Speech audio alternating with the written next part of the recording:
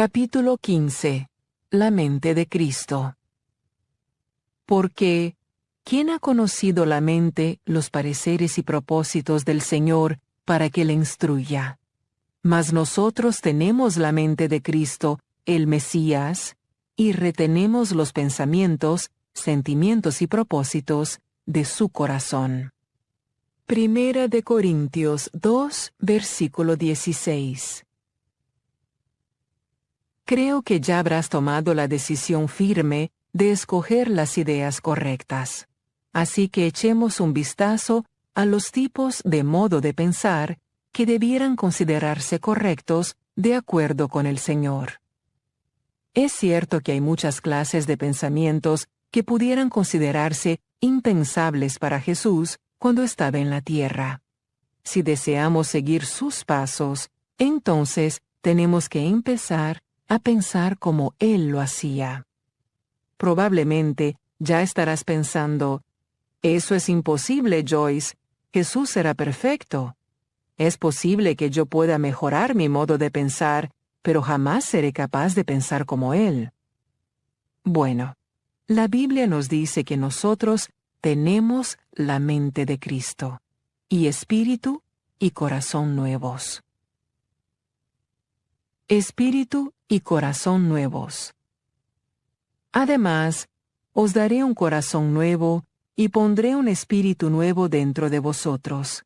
Quitaré de vuestra carne el corazón de piedra y os daré un corazón de carne. Pondré dentro de vosotros mi espíritu y haré que andéis en mis estatutos y que cumpláis cuidadosamente mis ordenanzas. Ezequiel 36, versículos del 26 al 27. Como cristianos, tú y yo tenemos una nueva naturaleza, la cual es, en realidad, la naturaleza de Dios, depositada en nosotros en el nuevo nacimiento. Por esta escritura, podemos ver que Dios sabía que si habíamos de cumplir sus ordenanzas y andar en sus estatutos, Él tendría que darnos su espíritu y un nuevo corazón y mente. Romanos 8, versículo 6, habla de la mente carnal y la mente espiritual, y nos dice que el resultado de seguir a la mente de la carne es la muerte, y que el resultado de seguir a la mente del espíritu es la vida. Haríamos tremendos progresos simplemente aprendiendo cómo discernir la vida y la muerte. Si algo te está ministrando la muerte, no lo sigas permitiendo. Cuando ciertos modos de pensar te llenen de muerte, toda clase de miseria, sabes inmediatamente que esa no es la mente del espíritu. Para ilustrarlo, digamos que estoy pensando en una injusticia que sufrí por causa de otra persona, y empiezo a encolerizarme. Comienzo a pensar en cuánto me disgusta ese individuo. Si estoy discerniendo, notaré que me están llenando de muerte. Me estoy alterando, perturbando, llenando de gran tensión. Puede que incluso llegue a sentirme físicamente mal. El fruto de mis pensamientos errados puede ser dolor de cabeza, dolor de estómago o cansancio injustificado.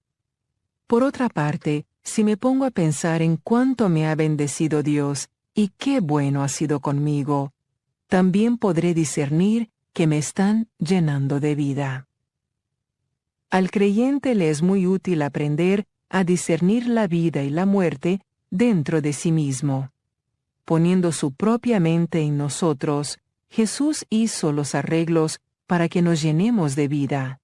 Podemos escoger, fluir en la mente de Cristo. En las siguientes páginas de este capítulo hay una lista de cosas a fin de ordenar el fluir en la mente de Cristo. Primer paso. Piensa en cosas positivas. ¿Andan dos hombres juntos si no se han puesto de acuerdo? Amós 3, versículo 3. Si una persona está pensando de acuerdo con la mente de Cristo, ¿cuáles serán sus pensamientos? Seguro que serán positivos. En un capítulo anterior, ya hemos expuesto la absoluta necesidad de pensar positivamente. Quizás desees volver al capítulo 5, a este punto, y refrescarte la memoria sobre la importancia de ser positivo. Yo acabo de volver atrás y releerlo, y recibir bendición a pesar de que yo misma lo escribí. Nunca se dirá lo suficiente acerca del poder de ser positivo. Dios es positivo, y si tú y yo queremos fluir con Él, tenemos que sintonizarnos en la misma longitud de onda y empezar a pensar positivamente. No estoy hablando de ejercer el control mental, sino solo de ser una persona positiva en todo. Ten un aspecto y actitud positivos. Mantén pensamientos y expectativas positivos. Ten conversaciones positivas. Ciertamente, Jesús mostraba una apariencia y actitud positivas. Soportó muchas dificultades, incluidos ataques personales. Le calumniaron. Sus discípulos lo abandonaron cuando más falta le hacían. Se burlaron de él. Se quedó solo, incomprendido, y 1000 decepciones más. Sin embargo, en medio de todas esas experiencias negativas, él permanecía positivo. Siempre tenía un comentario alentador, una palabra de estímulo. Siempre daba esperanzas a todos aquellos que le rodeaban. La mente de Cristo en nosotros es positiva. Por lo tanto, en cualquier momento en que nos pongamos negativos, no estamos operando con la mente de Cristo. Millones de personas sufren de lo que yo llamo los bajos de la vida: desaliento, depresión y desesperación. Pero no pienso que sea posible estar deprimido sin ser negativo, a menos que la causa sea patológica. Aún en ese caso, ser negativo solo aumentará el problema y sus síntomas. Cuando una persona está baja en sus emociones, todo a su alrededor está bajo.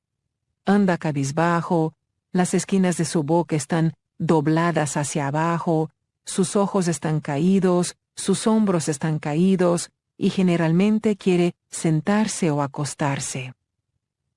De acuerdo con el Salmo 3, versículo 3, Dios es nuestra gloria, y el que levanta nuestras cabezas.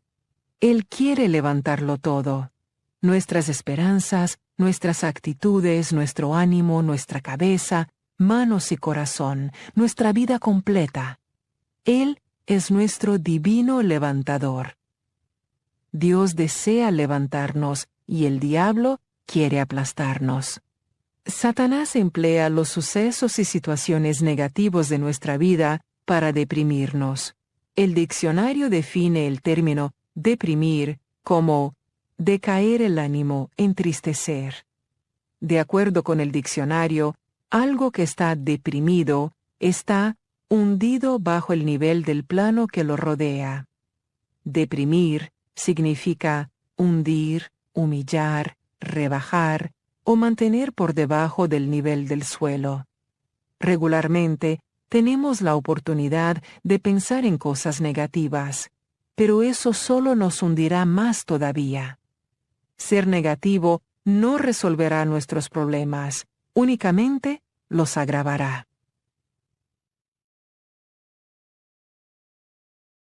Para vencer la depresión. El Salmo 143, versículos del 3 al 10, nos describe la depresión y cómo vencerla. Examinemos este pasaje en detalle para ver los pasos que podemos dar a fin de sobreponernos a este ataque del enemigo. 1. Identificar la naturaleza y la causa del problema. Pues el enemigo ha perseguido mi alma, ha aplastado mi vida contra la tierra, me ha hecho morar en lugares tenebrosos como los que hace tiempo están muertos. Salmo 143, versículo 3. Morar en lugares tenebrosos como los que hace tiempo están muertos. Sí que me suena como alguien que está tan deprimido como pueda estar.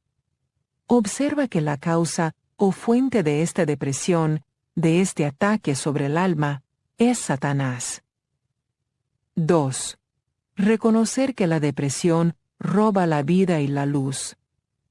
Y en mí languidece mi espíritu, envuelto en abatimiento. Mi corazón está consternado dentro de mí. Salmo 143, versículo 4. La depresión oprime la libertad y poder espiritual de una persona. Nuestro espíritu, fortalecido y alentado por el Espíritu de Dios, es poderoso y libre. Por lo tanto, Satanás busca oprimir su poder y libertad, llenando nuestra mente con oscuridad y abatimiento. Por favor, comprende que es vital resistir a ese sentimiento llamado depresión en cuanto nos percatemos de que ha llegado. Cuanto más se le permita permanecer, más difícil se vuelve resistirlo. 3. Recordar los buenos tiempos. Me acuerdo de los días antiguos, en todas tus obras medito, reflexiono en la obra de tus manos. Salmo 143, versículo 5. En este versículo vemos la reacción del salmista a su situación. Recordar, meditar y reflexionar son todas funciones de la mente. Es obvio que él sabe que estos pensamientos afectarán sus sentimientos. Así que se ocupa pensando en la clase de cosas que lo ayudarán a sobreponerse al ataque sobre su mente. 4. Alabar al Señor en medio del problema. A ti extiendo mis manos, mi alma te anhela como la tierra sedienta. Salmo 143, versículo 6.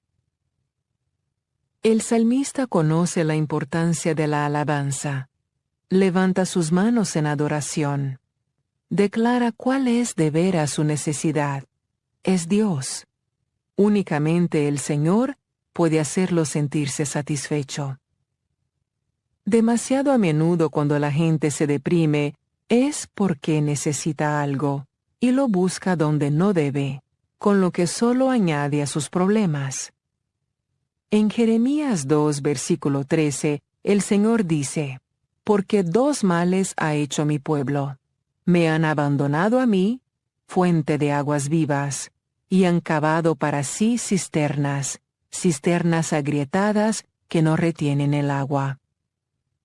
Únicamente Dios puede calmar la sed del sediento. No te dejes engañar pensando que cualquier otra cosa puede satisfacerte del todo y por completo. Correr tras las cosas equivocadas siempre te dejará decepcionado, y la decepción abre la puerta a la depresión. 5. Pídele ayuda a Dios. Respóndeme pronto, oh Señor, porque mi espíritu desfallece. No escondas de mí tu rostro, para que no llegue yo a ser como los que descienden a la sepultura. Salmo 143, versículo 7. El salmista pide ayuda. Básicamente está diciendo: «Apresúrate, Dios, porque no seré capaz de sostenerme mucho más tiempo sin ti».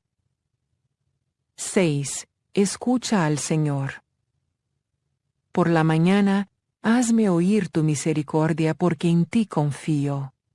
Enséñame el camino por el que debo andar, pues a ti elevo mi alma. Salmo 143, versículo 8. El salmista sabe que necesita escuchar a Dios.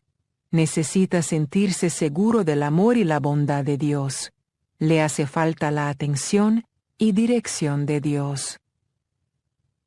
7. Ora por la liberación. Líbrame de mis enemigos, oh Señor, en ti me refugio. Salmo 143, versículo 9. Una vez más, el salmista declara que únicamente Dios puede ayudarlo. Observa, por favor, que a lo largo de este discurso, está manteniendo su mente en Dios y no en el problema. 8. Busca la sabiduría, el conocimiento y la guía de Dios. Enséñame a hacer tu voluntad, porque tú eres mi Dios.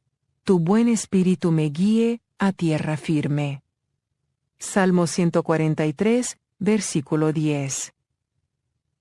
Quizás el salmista está indicando que él se ha salido de la voluntad de Dios y así ha abierto la puerta para el ataque sobre su alma. Ahora quiere estar dentro de la voluntad de Dios porque se ha dado cuenta de que es el único lugar seguro donde puede estar. Entonces, le pide a Dios que lo ayude a ser estable. Creo que su frase, «Tu buen espíritu me guíe a tierra firme», se refiere a sus emociones inestables. Quiere estar equilibrado, no subiendo y bajando. Emplea tus armas. Porque las armas de nuestra contienda no son carnales, armas de carne y sangre, sino poderosas en Dios para la destrucción de fortalezas. Por cuanto nosotros vamos destruyendo especulaciones y todo razonamiento altivo que se levanta contra el verdadero conocimiento de Dios, y poniendo todo pensamiento en cautiverio a la obediencia de Cristo, el Mesías, el ungido. Segunda de Corintios 10, versículos del 4 al 5. Satanás emplea la depresión y todas las otras bajas de la vida para arrastrar a millones hacia el abismo de las tinieblas y la desesperación. Con frecuencia el resultado de la depresión es el suicidio. Un suicida es una persona que se ha vuelto tan negativa que no ve absolutamente ninguna esperanza para el futuro.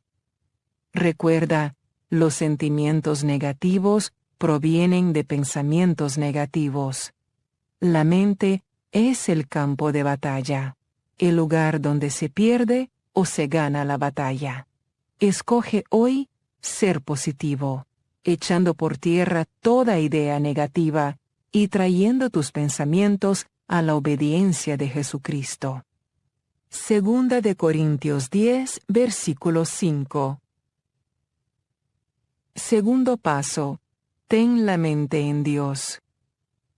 Al de firme propósito, tanto su inclinación como su carácter, guardarás en perfecta paz, porque en ti confía. Se dedica a ti, se apoya en ti. Isaías 26, versículo 3. Jesucristo tiene una continua confraternidad con su Padre Celestial. Es imposible tener una completa confraternidad con alguien sin tener tu mente puesta en ese individuo. Si mi esposo y yo estamos juntos en el auto y él está hablándome, pero yo tengo mi mente en otra cosa, no tenemos verdadera confraternidad, porque no le estoy prestando toda mi atención. Por eso creo que podemos decir con certeza que los pensamientos de una persona que funciona en la mente de Cristo estará en Dios y en toda su poderosa obra. Medita en Dios y en sus obras. Como con médula y grosura está saciada mi alma, y con labios jubilosos te alaba mi boca. Cuando en mi lecho me acuerdo de ti, en ti medito durante las vigilias de la noche. Salmo 63, versículos del 5 al 6. Meditaré en toda tu obra, y reflexionaré en tus poderosos hechos. Salmo 77, versículo 12. Meditaré en tus preceptos, y consideraré tus caminos, los senderos de la vida marcados por tu ley. Salmo 119, versículo 15. Me acuerdo de los días antiguos, en todas tus obras medito, reflexiono en la obra de tus manos. Salmo 143, versículo 5. El salmista David, habla con frecuencia acerca de meditar en Dios, su bondad y sus obras y caminos. Es sumamente edificante pensar en la bondad de Dios y en todas las maravillosas obras de sus manos. Yo disfruto viendo en la televisión programas sobre la naturaleza, los animales, la vida en los océanos, etc., porque reflejan la grandeza, lo asombrosamente maravilloso que es Dios, su infinita creatividad y cómo sostiene todas las cosas con su poder. Hebreos 1, versículo 3. Es necesario convertir la meditación sobre Dios y sus caminos y obras en una parte regular de tu vida interior, si quieres saborear la victoria. Uno de mis versículos preferidos es el Salmo 17, versículo 15, en el cual el salmista dice del Señor: En cuanto a mí, en justicia contemplaré tu rostro. Al despertar, me saciaré cuando contemple tu imagen y tenga una dulce comunión contigo. Yo pasé muchos días infelices porque en cuanto me despertaba cada mañana, empezaba a pensar en todas las cosas malas.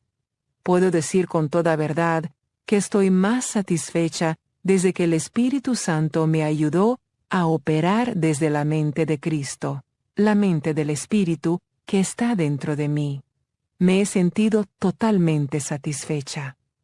El modo seguro de empezar bien cada día y a disfrutar de la vida es tener confraternidad con Dios temprano en la mañana. Confraternidad con el Señor. Porque si no me voy, el Consolador, el consejero, ayudador, abogado, intercesor, fortalecedor, paracleto, no vendrá a vosotros, en íntima confraternidad con vosotros. Pero si me voy, os lo enviaré, para que esté en íntima confraternidad con vosotros. Juan 16, versículo 7. Estas palabras las pronunció Jesús justamente antes de subir al cielo, donde está sentado a la diestra del Padre en gloria. Por esta escritura, es obvio que la voluntad de Dios es que estemos en íntima confraternidad con Él. Nada está más cerca de nosotros que nuestros pensamientos. Por lo tanto, si llenamos nuestra mente con el Señor, eso lo traerá a nuestra conciencia y empezaremos a disfrutar una confraternidad con Él, que traerá gozo, paz y victoria en nuestra vida diaria. Él está siempre con nosotros, tal como Él lo prometió. Mateo 28, versículo 20, Hebreos 13, versículo 5. Pero no estaremos conscientes de su presencia a menos que pensemos en Él. Puedo estar en una habitación con alguien, y si tengo mi mente en 1000 otras cosas, puedo irme y nunca llegar a saber que esa persona estaba allí. Así son las cosas relacionadas con nuestros privilegios en el Señor. Él siempre está con nosotros, pero tenemos que pensar en Él y estar conscientes de su presencia. Tercer paso: piensa siempre, Dios me ama. Y nosotros hemos llegado a conocer, entender, reconocer, estar conscientes de, por observación y por experiencia. Y hemos creído, adherido a, y puesto fe en y confiado en el amor que Dios tiene para nosotros. Dios es amor, y el que permanece en amor permanece en Dios, y Dios permanece en él. Primera de Juan 4, versículo 16. He aprendido que en cuanto al amor de Dios, es verdad lo mismo que es verdad en cuanto a su presencia. Si nunca meditamos en su amor por nosotros, no podremos experimentarlo. Pablo oraba en Efesios 3 para que la gente experimentara el amor de Dios en sí misma. La Biblia dice que Él nos ama. Pero ¿cuántos hijos de Dios todavía carecen de una revelación respecto al amor de Dios? Recuerdo cuando empecé el ministerio. La primera semana que iba a dirigir un culto, le pregunté al Señor qué quería que enseñara, y Él respondió: «Dile a mi pueblo que lo amo». Le argumenté: «Ya lo saben. Quiero enseñarles algo realmente poderoso, no una lección de escuela dominical sacada de Juan 3, versículo 16». El Señor ripostó: «Muy pocos de mi pueblo saben en realidad cuánto los amo. Si lo supiesen, actuarían de un modo muy distinto». Cuando comencé a estudiar el tema de recibir el amor de Dios, me percaté de que yo misma estaba desesperadamente necesitada de ello. El Señor me guió en mi estudio de 1 de Juan 4, versículo 16, que establece que debemos darnos cuenta del amor de Dios. Eso significa que es algo de lo que deberíamos estar sumamente conscientes. Yo tenía una especie de concepto inconsciente y vago de que Dios me amaba, pero el amor de Dios está destinado a ser una fuerza poderosa en nuestras vidas, una que nos lleve, aún a través de las pruebas más difíciles, hasta la victoria. En Romanos 8, versículo 35, el apóstol Pablo nos exhorta: ¿Quién nos separará del amor de Cristo? ¿Tribulación, o angustia, o persecución, o hambre, o desnudez, o peligro, o espada? Entonces en el versículo 37 él prosigue: pero en todas estas cosas somos más que vencedores por medio de aquel que nos amó. Estudié este aspecto por largo tiempo y empecé a darme cuenta y a estar consciente del amor de Dios por mí, a fuerza de pensar en su amor y confesarlo en voz alta. Aprendí escrituras acerca del amor de Dios y medité en ellas y las confesé en voz alta. Lo hice una y otra vez, repitiéndolo durante meses, y todo el tiempo la revelación de su amor incondicional por mí se convertía día a día en una realidad cada vez más patente. Ahora su amor es tan real para mí que incluso en los tiempos difíciles me conforta el conocimiento consciente de que Él me ama y que ya no tengo que vivir con miedo. No temas. En el amor no hay temor, sino que el perfecto amor echa fuera el temor.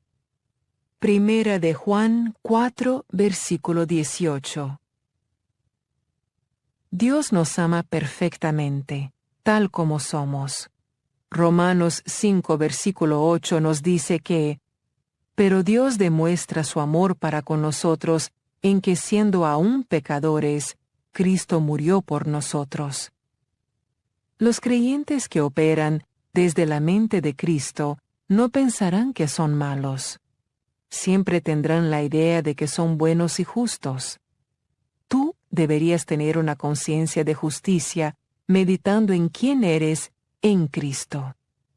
No estamos en buena comunión con Dios porque hacemos todo bien, sino porque Él nos justifica como un regalo de su gracia. Cuando recibimos el regalo de rectitud por fe, comenzaremos a producir más y más conducta recta. Sé consciente de la justicia, no del pecado. Al que no conoció pecado, virtualmente, le hizo pecado por nosotros, investido con, visto como, y ejemplo de, para que fuéramos hechos justicia de Dios en él. Lo que debemos ser, aprobados y aceptos, y en correcta relación con él, por su bondad. 2 de Corintios 5, versículo 21. Un gran número de creyentes está atormentado por conceptos negativos acerca de sí mismos. Ideas acerca de cómo Dios tiene que estar muy disgustado con ellos por todas sus debilidades y fracasos. ¿Cuánto tiempo desperdicias viviendo hundido en la culpa y la condenación? Observa que dije cuánto tiempo desperdicias, porque eso es exactamente lo que es toda esa clase de pensamientos, un desperdicio de tiempo. No pienses en cuán terrible tú eras antes de venir a Cristo. En lugar de eso, piensa en cómo ha sido hecho la justicia de Dios en Él. Recuerda, los pensamientos se convierten en actos. Si quieres llegar a comportarte mejor alguna vez, primero tienes que cambiar tu modo de pensar. Sigue pensando en lo terrible que eras y solo conseguirás actuar peor. Cada vez que venga a tu mente una idea negativa y condenatoria, recuérdate a ti mismo que Dios te ama, que tú has sido hecho la justicia de Dios en Cristo. Todo el tiempo estás cambiando para mejorar. Cada día estás creciendo espiritualmente. Dios tiene un plan glorioso para tu vida. Estas son las verdades en las que tienes que pensar. Esto es lo que se supone que estés haciendo con tu mente. Piensa deliberadamente de acuerdo con la palabra de Dios. No te limites a pensar en cualquier idea que te caiga en la cabeza, recibiéndola como si fuera tuya. Reprende al diablo e inicia el avance pensando en ideas correctas. Cuarto paso. Ten una mente alentadora. El que exhorta, alienta en la exhortación. Romanos 12, versículo 8. La persona con la mente de Cristo tiene ideas positivas, alentadoras, edificantes acerca de otras personas, así como de sí misma y su propia situación. En el mundo de hoy, hay gran necesidad del ministerio de la exhortación. Nunca podrás exhortar a nadie con tus palabras si primero no tienes esa clase de conceptos acerca de esa persona. Recuerda que cualquier cosa que haya en tu corazón saldrá por tu boca. Ocúpate a propósito en pensar amoroso. Envía pensamientos de amor hacia otras personas. Diles palabras de aliento.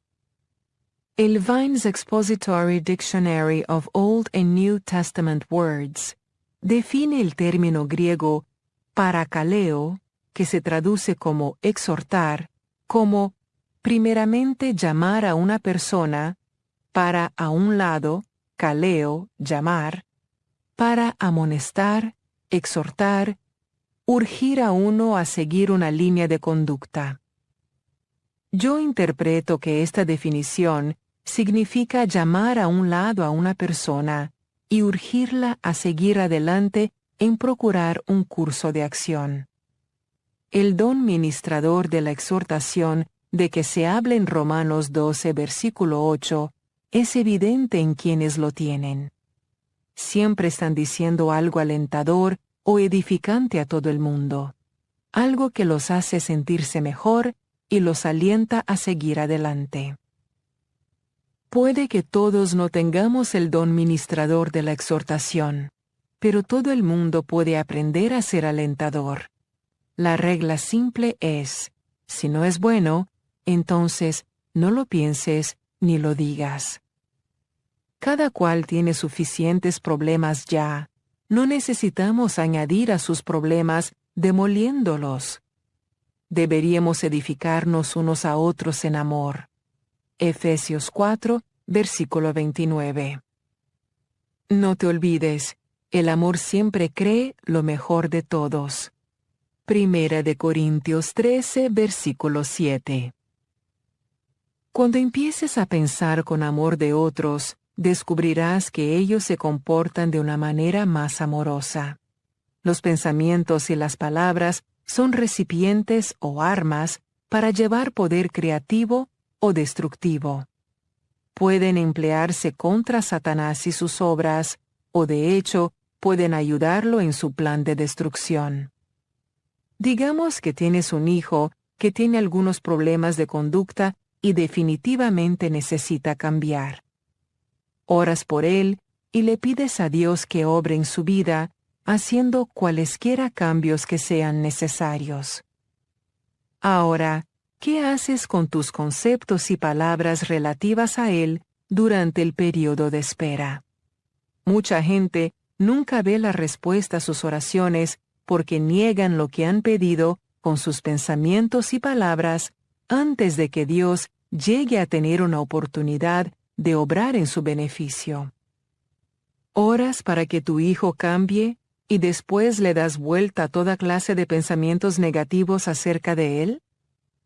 O quizás oras por un cambio y después piensas, o incluso le dices a otros, «Este chico nunca cambiará». Para vivir en victoria, tienes que empezar a alinear tus pensamientos con la palabra de Dios. No estamos andando en la palabra si nuestros pensamientos son opuestos a lo que dice. No estamos andando en la palabra si no estamos pensando en la palabra. Cuando ores por alguien, alinea tus pensamientos y palabras con lo que tú has orado, y empezarás a ver una brecha abierta.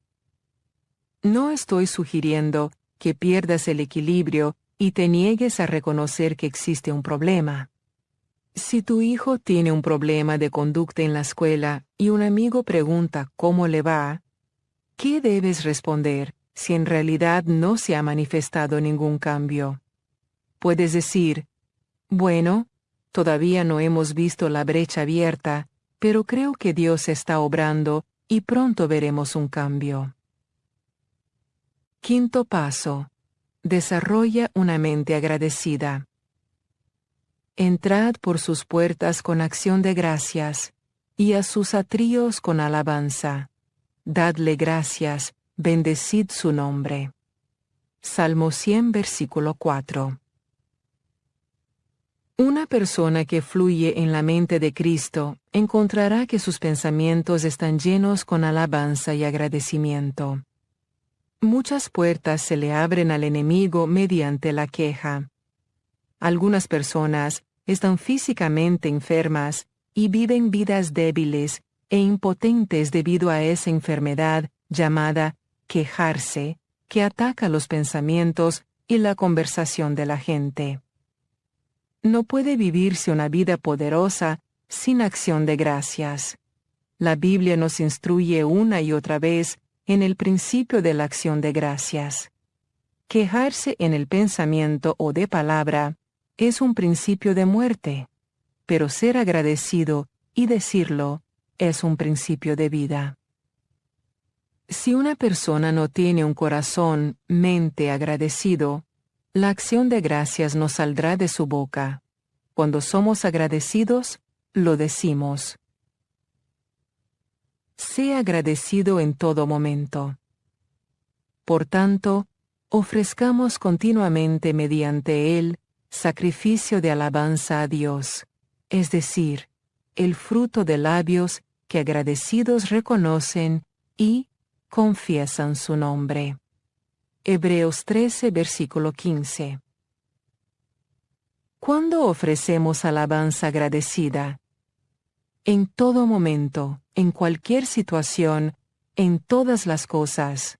Y al hacerlo, entramos en la vida victoriosa donde el diablo no puede controlarnos. ¿Cómo podría controlarnos si estamos jubilosos y agradecidos, no importa cuál sea nuestra situación? Admito que esta clase de estilo de vida a veces requiere un sacrificio de alabanza o agradecimiento, pero yo prefiero sacrificar mi agradecimiento a Dios que sacrificar mi gozo a Satanás. He aprendido del modo más difícil que si me pongo gruñona y me niego a dar gracias, después termino perdiendo mi gozo. En otras palabras, lo perderé arrebatado por el espíritu de la queja. En el Salmo 34, versículo 1, el salmista dice, «Bendeciré al Señor en todo tiempo. continuamente estará su alabanza en mi boca. ¿Cómo puedo ser una bendición para el Señor? Teniendo su alabanza continuamente en nuestros pensamientos y bocas. Sé una persona agradecida, llena de gratitud no solo hacia Dios, sino también hacia la gente. Cuando alguien hace algo amable en favor tuyo, muéstrale cuánto se lo agradeces. Muestra agradecimiento en tu familia, entre los distintos miembros. Muy a menudo, tomamos por descontado las cosas con las que Dios nos ha bendecido. Un modo seguro de perder algo es no agradecerlo. Yo doy gracias a mi esposo. Hemos estado casados largo tiempo, pero todavía le digo cuán agradecida le estoy. Él es un hombre muy paciente en muchas formas y tiene muchas otras buenas cualidades. Sé que hacerle patente a la gente que le estamos agradecidos ayuda a edificar y mantener una buena relación, incluso mencionando ciertas cosas específicas que les agradecemos. Yo trato con mucha gente y me sigue asombrando cómo algunas personas agradecen cada cosita que se hace por ellas, y mientras otras no están nunca satisfechos, no importa cuánto se haga en su beneficio. Creo que el orgullo tiene algo que ver con este problema. Algunos individuos están llenos de sí mismo, que no importa lo que otros hagan por ellos, creen que se merecen no solo eso, sino más. Rara vez expresan agradecimiento. Mostrar agradecimiento no solo es bueno para el otro, sino también para nosotros, porque libera el gozo en nosotros. Medita diariamente en todas las cosas por las que tienes que estar agradecido. Enuméraselas a Dios en oración, y mientras lo hagas, descubrirás que tu corazón se llena de vida y luz. Da gracias siempre por todo. Y no os embriaguéis con vino, en lo cual hay disolución, sino sed llenos del Espíritu Santo, hablando entre vosotros con salmos, himnos y cantos espirituales, cantando y tocando instrumentos, y alabando con vuestro corazón al Señor, dando siempre gracias por todo, en el nombre de nuestro Señor Jesucristo, a Dios el Padre. Efesios 5, versículos del 18 al 20. ¡Qué poderosa porción de las Escrituras! ¿Cómo podemos tú y yo permanecer siempre llenos del Espíritu Santo?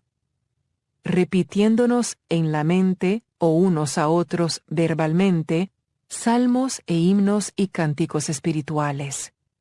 No creo que esto significa que solo tenemos que recitar versículos y cantarnos canciones los unos a los otros, pero infiere que tenemos que mantener nuestros pensamientos y palabras en la palabra de Dios y llenos de ella, ofreciendo alabanza en todo momento y por todo, dando gracias. Sexto paso. Ten en tu mente la palabra. Y su palabra, su pensamiento, no la tenéis morando en vosotros, porque no creéis, ni os adherís, ni confiáis, ni os apoyáis en aquel que él envió. Por eso no guardáis su mensaje viviendo en vosotros, porque no creéis en el mensajero a quien él ha enviado. Juan 5, versículo 38. La palabra de Dios es su pensamiento escrito en papel para que la estudiemos y analicemos. Su palabra es cómo él piensa acerca de cada situación y cada tema. En Juan 5, versículo 38, Jesús estaba castigando a algunos incrédulos. Vemos por esta traducción que la palabra de Dios es una expresión escrita de sus pensamientos, y que la gente que quiere creer y sentir todos los buenos resultados de creer, tiene que permitir que su palabra sea un mensaje vivo en sus corazones. Esto se logra meditando en la palabra de Dios. Así es como sus pensamientos pueden volverse nuestros pensamientos. El único modo de desarrollar la mente de Cristo en nosotros. La Biblia en Juan 1, versículo 14, dice que Jesús era la palabra hecha carne.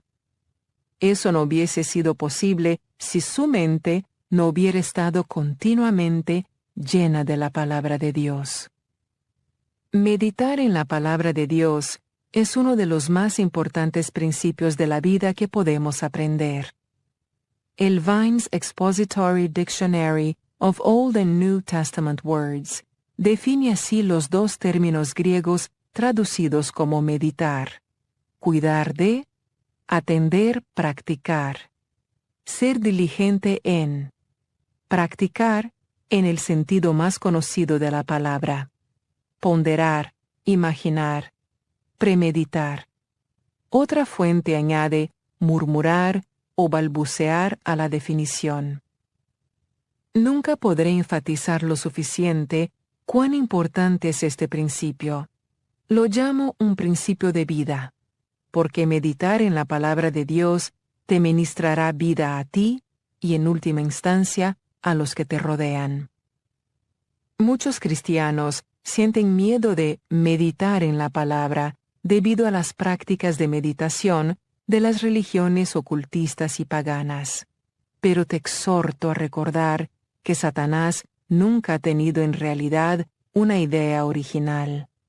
Él toma lo que pertenece al reino de la luz y lo pervierte para el reino de las tinieblas.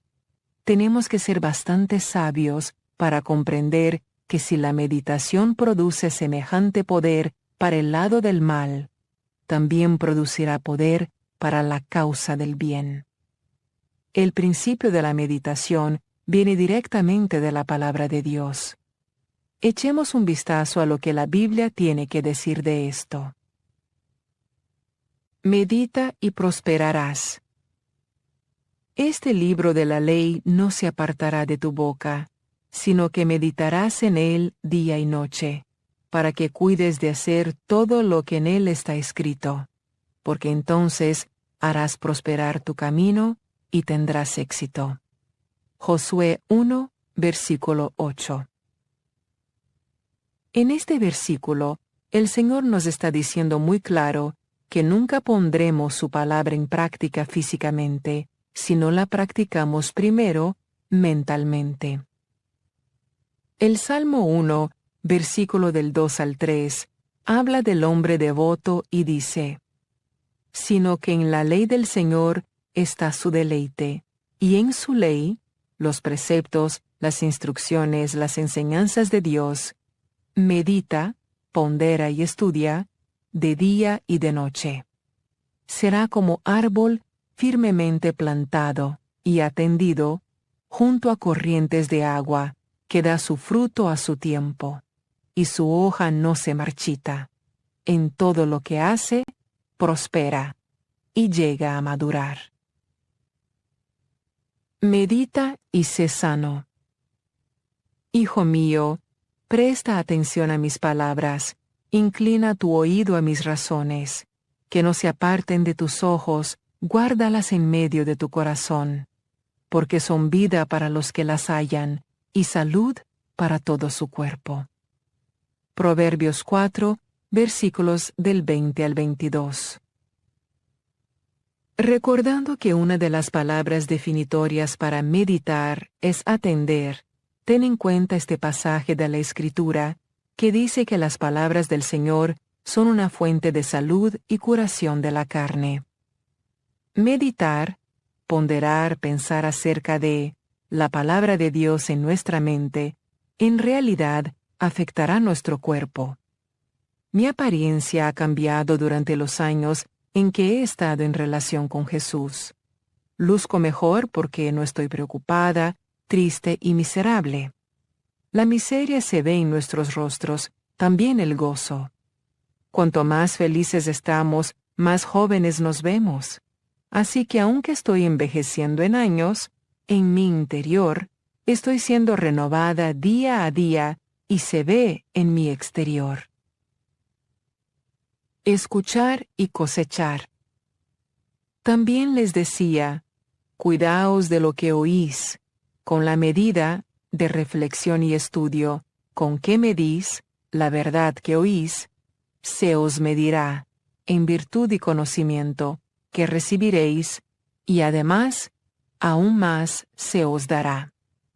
Marcos 4, versículo 24. Este es como el principio de sembrar y cosechar. Cuanto más sembremos, más recolectaremos en la época de la cosecha. El Señor nos está diciendo en Marcos 4, versículo 24, que mientras más tiempo dediquemos personalmente, tú y yo, a pensar en la palabra que oímos y a estudiarla, más sacaremos de ella. Leer y recolectar. Las cosas están ocultas temporalmente solo como un medio de revelación, porque nada hay oculto si no es para que sea manifestado, ni nada ha estado temporalmente en secreto, sino para que salga a la luz. Marcos 4, versículo 22. Estos dos versículos juntos seguramente nos están diciendo que la palabra tiene escondidos tremendos tesoros, poderosos secretos que dan vida, que Dios desea revelarnos. Estos les son revelados a quienes meditan en la palabra de Dios, la estudian, piensan en ella, la practican mentalmente y la murmuran. Conozco personalmente como maestra de la palabra de Dios la verdad de este principio. Tal parece que no hubiera fin a lo que Dios puede mostrarme en un solo versículo de la Escritura. La estudio una vez y obtengo una cosa, y otra vez veo otra nueva que ni siquiera había sospechado antes. El Señor sigue revelando sus secretos a quienes son aplicados con respecto a la palabra. No seas la clase de persona que siempre quiere vivir de la revelación dada a otro. Estudia la palabra tú mismo y permite que el Espíritu Santo bendiga tu vida con la verdad. Yo pudiera extenderme más y más con respecto al tema de meditar en la palabra de Dios. Como ya he dicho, es una de las cosas más importantes que tú y yo podemos aprender a hacer. A lo largo de todo el día, mientras te ocupas de tus quehaceres diarios, pídele al Espíritu Santo que te recuerde ciertas escrituras para que puedas meditar en ellas. Te asombrará cuánto poder se liberará en tu vida por medio de esta práctica. Cuanto más medites en la palabra de Dios, más serás capaz de obtener de su fortaleza en momentos difíciles.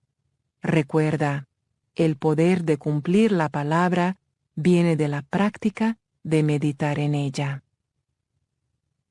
Da la bienvenida a la palabra. Por lo cual, desechando toda inmundicia y todo resto de malicia, recibid con humildad, gentileza modesta, la palabra implantada en vuestros corazones, que es poderosa para salvar vuestras almas. Santiago 1, versículo 21. Vemos por esta escritura que la palabra tiene el poder de salvarnos de una vida de pecado, pero solo cuando la recibimos con agrado y la implantamos y echa raíces en nuestros corazones, mentes.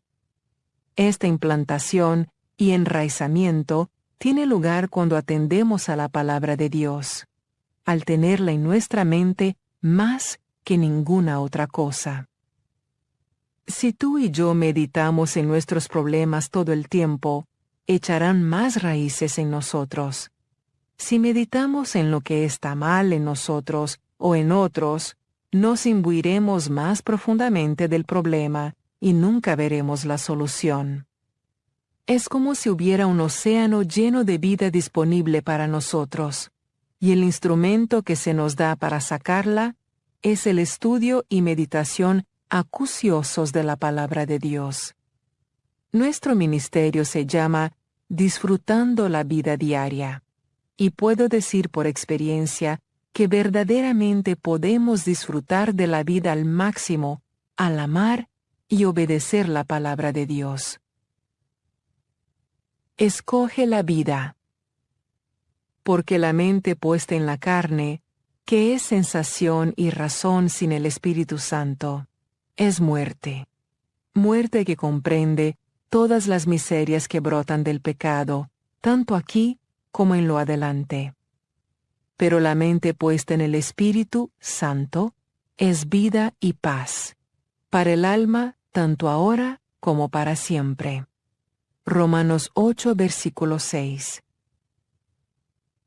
Llamar tu atención otra vez hacia Filipenses 4, versículo 8, me parece un buen modo de cerrar esta sección del libro.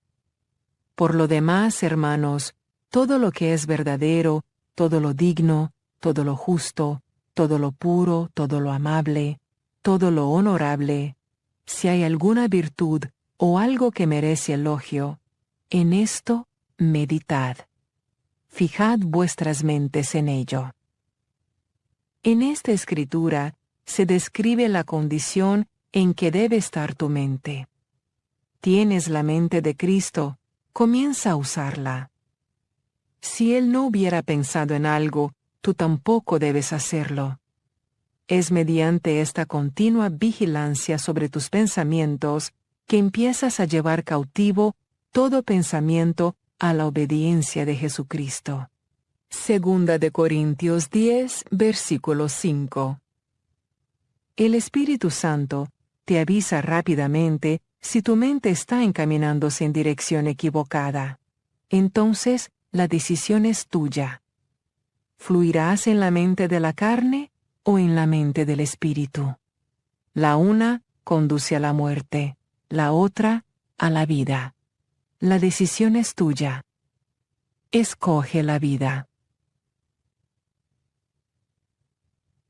Tercera parte. Mentalidades desérticas.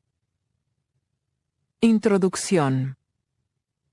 Hay solo 11 días de camino desde Horeb, por el camino del monte Seir, hasta Cades Barnea, en la frontera de Canaán. Pero Israel demoró 40 años en atravesar ese terreno. Deuteronomio 1, versículo 2. La gente de la nación de Israel vagó por el desierto durante 40 años para hacer un recorrido que en realidad demora 11 días. ¿Por qué? ¿Fueron sus enemigos, su situación, las pruebas a lo largo del camino, o algo enteramente diferente lo que les impidió llegar a su destino? Mientras yo estaba ponderando esta situación, Dios me dio una revelación poderosa que me ha ayudado personalmente, así como a miles de otros. El Señor me dijo: los hijos de Israel gastaron 40 años en el desierto haciendo un viaje de 11 días porque tenían mentalidad desértica. Bastante habéis permanecido aquí. El Señor nuestro Dios nos habló en Horeb diciendo: bastante habéis permanecido en este monte. Deuteronomio 1, versículo 6. Realmente no debiéramos mirar a los israelitas con tanto asombro, porque la mayoría de nosotros hacemos lo mismo que ellos hicieron. Seguimos dando vueltas y vueltas alrededor de las mismas montañas en lugar de adelantar. El resultado es que nos toma años alcanzar la victoria sobre algo que debió y pudo haberse resuelto rápidamente. Pienso que el Señor nos está diciendo hoy a ti y a mí lo mismo que le dijo a los hijos de Israel en su día. Bastante habéis permanecido en la misma montaña. Es tiempo de seguir adelante. Pon la mira y manténla puesta. Poned la mira en las cosas de arriba, las cosas elevadas, no en las de la tierra. Colosenses 3, versículo 2. Dios me mostró 10 mentes desérticas que tenían los israelitas, las cuales los mantuvieron en el desierto. Una mentalidad desértica es un modo de pensar equivocado. Podemos tener modos de pensar correctos o equivocados. Los correctos nos benefician, y los equivocados nos hacen daño y obstaculizan nuestro progreso. Colosenses 3, versículo 2, nos enseña a poner la mira en lo alto y mantenerla puesta. Necesitamos que nuestras mentes se fijen en la dirección correcta. Los modos de pensar equivocados no solo afectan nuestra situación, sino también nuestra vida interior. Alguna gente tiene un tipo de vida como en un desierto porque ellos son un desierto. Hubo un tiempo en que mi situación no era del todo mala, pero no podía disfrutar de nada en la vida porque yo era un desierto por dentro. Dave y yo teníamos una casa muy agradable, 4 hijos adorables, buenos empleos y suficiente dinero para vivir cómodamente. Yo no podía disfrutar de nuestras bendiciones porque tenía varias mentalidades desérticas. Mi vida me parecía un desierto porque esa era la manera en que yo lo veía todo. Algunas personas ven las cosas negativamente porque han pasado por experiencias muy desgraciadas toda su vida y no pueden imaginar que algo mejore. Además, hay alguna gente que ven todo tan malo y negativo simplemente porque ese es el modo en que son por dentro. Cualquiera que sea la causa, una perspectiva negativa deja a una persona desgraciada y casi incapaz de hacer progreso alguno hacia la tierra prometida. Dios había sacado a los hijos de Israel de la esclavitud en Egipto para ir a la tierra que Él había prometido darles como herencia perpetua. Una tierra que fluía leche y miel, y toda cosa buena que ellos pudieran imaginar. Una tierra donde no habría escasez de nada que ellos necesitaran. Una tierra de prosperidad en todos los aspectos de su existencia. La mayoría de la generación que el Señor sacó de Egipto jamás entró en la tierra prometida. En vez de eso, murieron en el desierto. Para mí, esa es una de las cosas más tristes que le puedan suceder a un hijo de Dios. Tener tanto a su disposición y sin embargo no ser capaz de disfrutar nada de ello. Durante muchos años de mi vida cristiana, yo fui una de esas personas. Estaba en camino al cielo, pero no estaba disfrutando el viaje. Me sentía miserable en el desierto. Pero gracias a Dios por su misericordia, una luz brilló en mis tinieblas, y Él me sacó de allí. Oro para que esta sección del libro sea una luz para ti y te prepare para salir del desierto hacia la gloriosa luz del maravilloso reino de Dios.